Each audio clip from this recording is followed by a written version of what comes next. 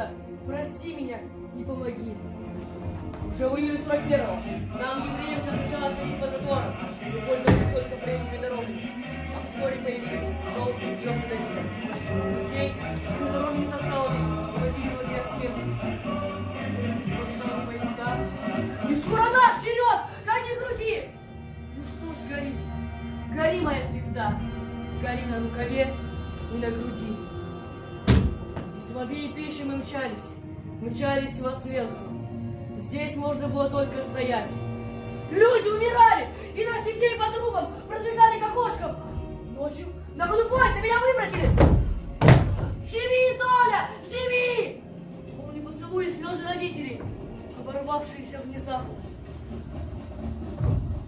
Оказавшись под откосом железнодорожной насыпи, я сразу же уснул. А проснувшись, наелся снега, пошел в лес в поисках пищи. Но сначала сорвал и закопал желтые звезды.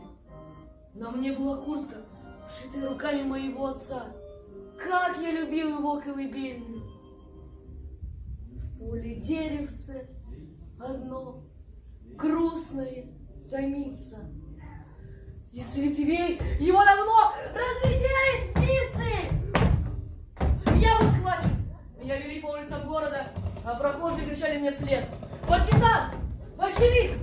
Мне тогда не было и 13 лет. Оказавшись в камере, пожилые поляки внушили мне: ты не еврей, ты белорус. И это спасло мне жизнь.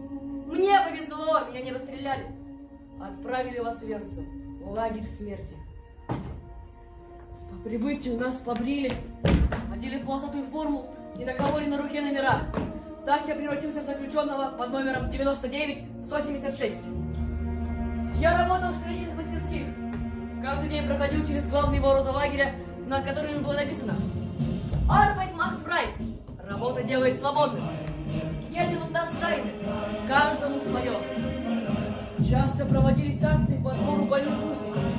Раздевали догола, обливали холодной водой, приводили в чувство и направляли на осмотр. Здоровых направо, больных налево. Записывали номера только левых.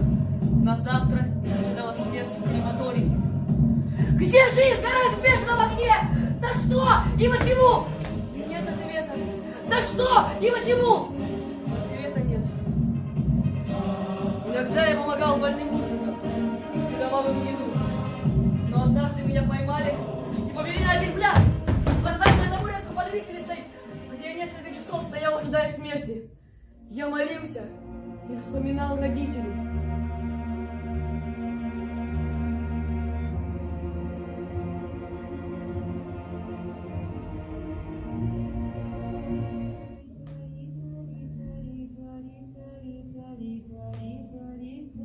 Видишь, мама, плачу я, сил у птицы мало. Ах, зачем любовь твоя крылья мне связала? И свершилось чудо! Пьяный разъяренный комендант начал бить меня в ноги, крича: «Верблюд ты шварный!» Я упал, пытался подняться, но снова падал. Через некоторое время он остановился и с криками: «Ляу, Шнеллер!» погнал меня к блоку. Судьба спасла меня и на этот раз. Война была в самом разгаре. Фашисты отступали, а мы были обречены. Нас строили в колонны и направляли в концлагеря. Кормили рассудки. Мы уже не работали.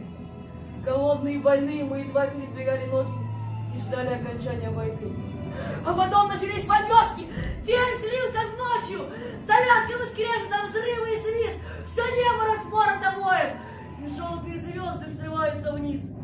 Им выдержать трудно такое. Я снова выжил. Как я устал повторять бесконечно. Все то же и то же. Падать и вновь на своя возвращаться круги. Я не умею молиться. Прости меня, Господи Боже. Я не умею молиться. Прости меня и помоги.